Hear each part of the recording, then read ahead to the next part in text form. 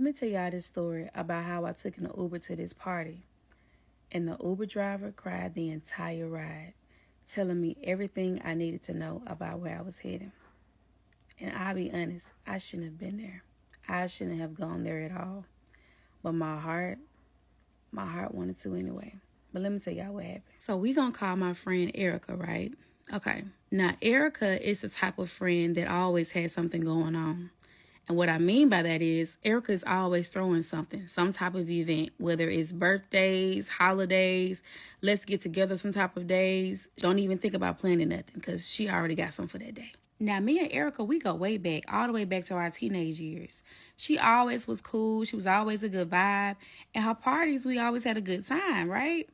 Now, it wasn't until recently when I realized that Erica don't really show up for me in a way that I've shown up for her in the past. Not emotionally, physically, or nothing. There will be times where I would invite Erica to certain things that I'm a part of or things that I'm doing, and she'll never show up. Or she'll make an excuse as to why she's not going to be able to come. And she did this quite often. So it got to the point where I started to notice the pattern. And I just kind of pulled away from her. Girl, that was a time when Erica had fell on hard times. She had lost her car. She was going through some things. And she really needed help. And I was there. And it's crazy how the world works, because the roles end up being reversed to where I fell on hard times and I needed help. But she was nowhere to be found. Well, not until this particular day. So this is like October of last year, right? Now, mind you, at this time, I did not have transportation. I was just trying to figure things out, right? So at the time, I'm in my plant room when I got a text message from my friend Erica. Now, mind you, I haven't talked to Erica in months. So when I saw her name come across my phone, I'm like, that's interesting. So I opens up the message. Come to find out, it's a group text message talking about a reminder of her Halloween party. And I'm like, reminder? I'm like, So when I started to read a little bit more, she was telling everybody to make sure that you bring your Halloween pajama theme set. So I responded and I was like, hey, girl, I was like, this looks kind of fun. Like, Halloween is one of my favorite holidays.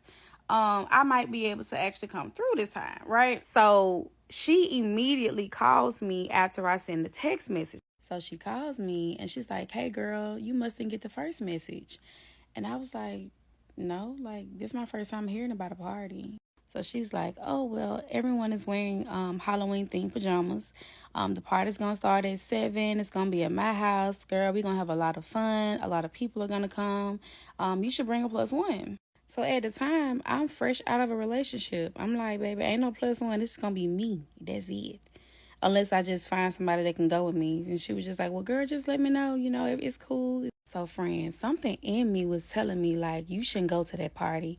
But another part of me was like, you haven't been out in a while. You were just talking about hanging with friends. Like, you should get outside and have some fun, right? And Halloween is one of your favorite holidays. Why not? So fast forward, girl, one of my friends hit me up out of nowhere and was like, hey, Dream, like, you want some company? You busy? And I'm like, girl, no, I'm actually not doing nothing at all. Like, yes, you can definitely come over, I hadn't been social in so long. It's just been me. So I was so excited to hear from somebody. So my friend came over, y'all. So I done hooked up the little hookah child. Like, we doing our thing with that, like, we playing cards. We done grabbed some food. We having a good ass little time. So that's when I mentioned to her, I was like, girl, like, how you feel about going to a Halloween party? One of my friends is throwing one, and she said I can bring a +1. So she was like, damn, that's right on time, because I had planned on coming back to Birmingham that weekend or whatever. So, like, yeah, we can go. So, bitch, I'm like, bet, okay, there go my ride, bitch. So I'm telling her, I'm like, man, we gonna need some Halloween-themed pajamas for the party. And so she's like, damn, we gonna need to go to the store. She said, because, like, that's gonna be next weekend, and I'm not coming back down here until next weekend. So I was like, damn. And we can't go now because, shit, it's already late. So she was like, well, how about I stay the night, and, man, you can just go to the store in the morning. And I'm like, well, that's perfect because I'm off tomorrow. Let's just do that. So the next day comes, and so me and my friend, we getting ready to go to the store so we can find what we need, right? So that's when she's like, wait a minute. Did you say Halloween-themed pajamas or like a Halloween costume? And so I'm like, well, she said pajamas, but I don't know if we could do costumes. She said because, like, I don't know. I just want to give us more options just in case we have a hard time finding the pajamas. We can at least get like a costume from Walmart or some shit, you know? And I'm like, well, yeah, let me just check in with her, right? So while my friend is standing there, I call Erica on FaceTime to check in to see, like, can we wear a costume if we can't find pajamas?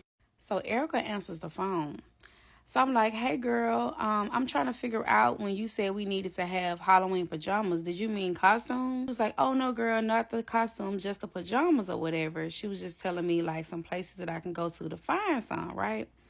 And I was like, okay. And I was like, girl, I got a +1 I wanted to let you know about or whatever. And so she was like, oh, girl, like, we're not going to have room for a +1, boo.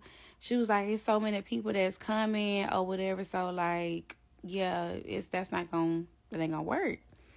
And so I was like, oh, okay. I was like, well, damn, I wish I would have known that before I told her she could come. She was going to be my ride to the party as well. So, girl, now I'm thinking like, yeah, this ain't working out. So that's when she offers to come and pick me up the day of the party around 12. But I'm like, I'm going to be at work that day. I don't get off until 7. So when I do come, it's going to be later anyway. But, yeah, I'm not going to be just missing money just to sit around at your house. So I'm like, well, girl, I'll figure something out. If I'm not able to make it, I'll just let you know, right? So she's like, okay, cool. So we get off the phone. At this point, me and my friend looking at each other, we just like, she's like, so you still want to go to that party, huh?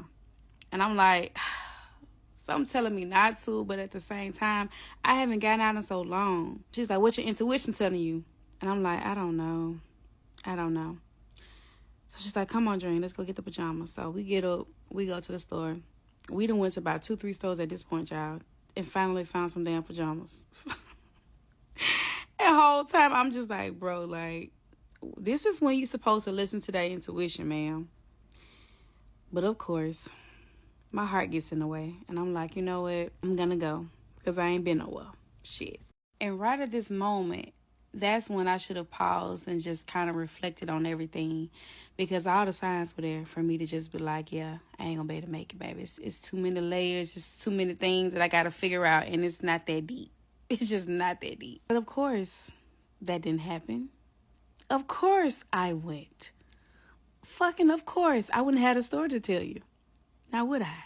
And I know you're wondering, well, how the hell did the Uber come into play? Child, let me just explain it to you in part 2, baby. So I left off telling y'all that right at the moment where I had my +1, I had my ride to the party, all of a sudden that magically changed. When I called Erica, she told me that I can no longer bring a +1. 2 days later, how the fuck did that change so fast? And it's like something in my gut kept telling me, don't force this, don't force this. But I pushed past the feeling, you know, like I'm all in Walmart just kind of battling with it until I found my pajamas. And it was so freaking cute, y'all. And from that moment, I got excited again because I'm like, man, like I really wanted to do something for Halloween, but I didn't have any plans. I just wanted to support. And I got so tired of being by myself all the time. I just felt like I needed to get outside. I really should have stayed inside. But we're going to keep the story going. So let me tell y'all what's so fucking crazy about this shit, right? So remember I told y'all that my friend was going to come back to Birmingham that next weekend, right? Because she had plans for that next day. How about her plans got canceled?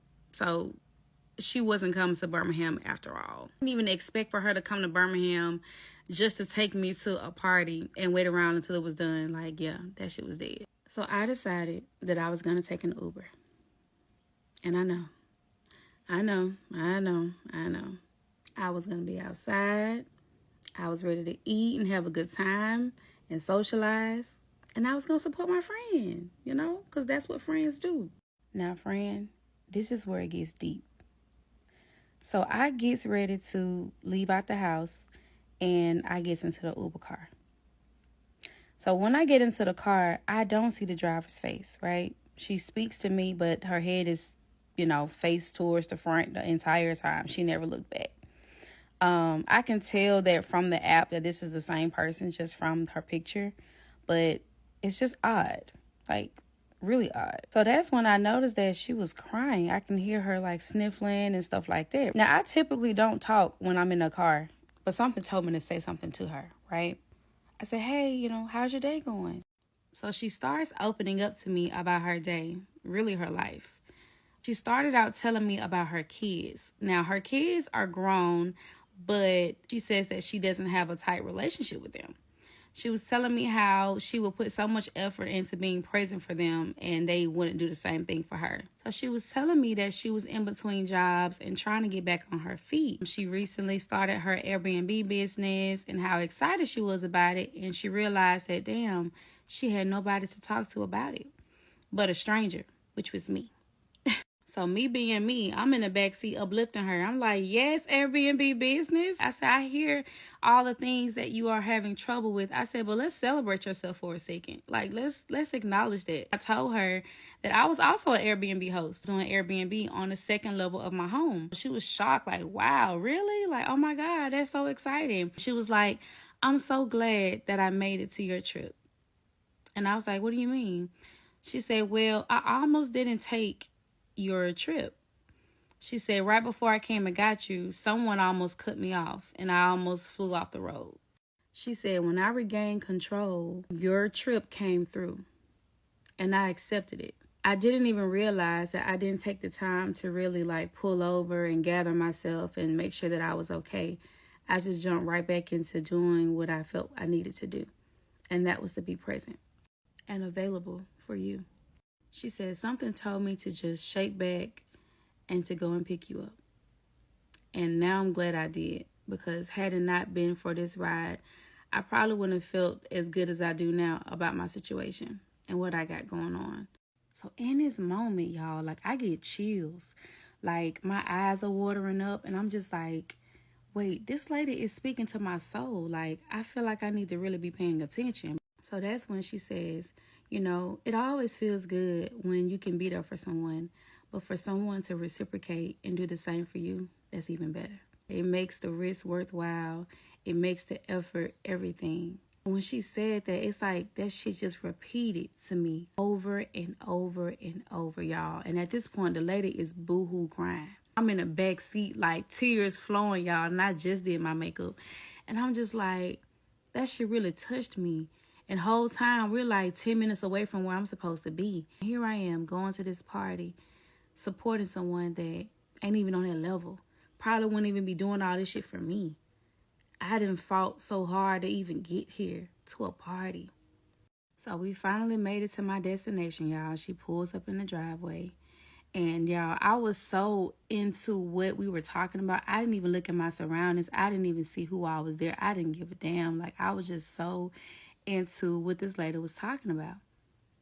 And y'all, she finally turned around and she was just crying and wiping her face. And I was like, come on, you got this. I said, we got this. Okay, we're gonna be all right. I was like, I'm going through hard times too, but we're gonna be all right, Whew.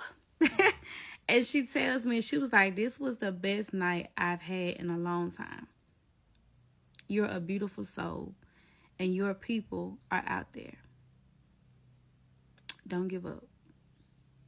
And I was like, likewise. Your people are out there too. Keep going. So y'all, I get out the car. I get to the door. I rung the doorbell. Now, mind y'all, I'm like a whole hour and some change left, okay? Because mind you, I just got off at 7.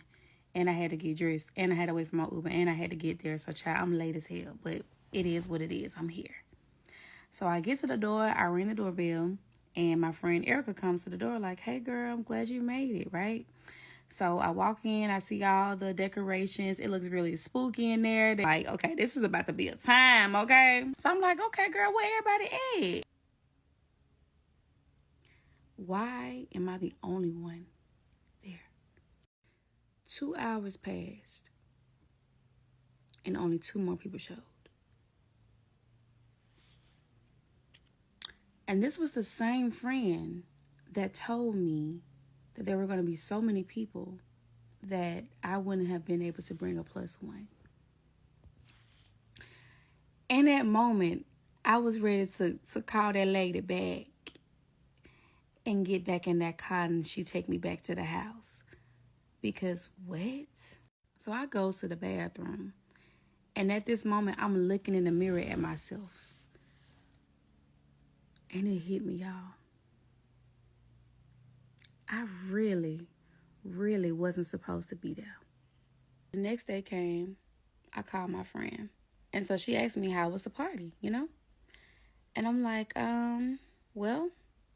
And the first thing she said was, you weren't supposed to be there, huh? I said, nope. Should have listened to my intuition. I said, baby, how about nobody showed but 2 people after 2 hours? Same person that said you couldn't have a +1 didn't have a full attendance? She said, maybe they all felt like how you felt.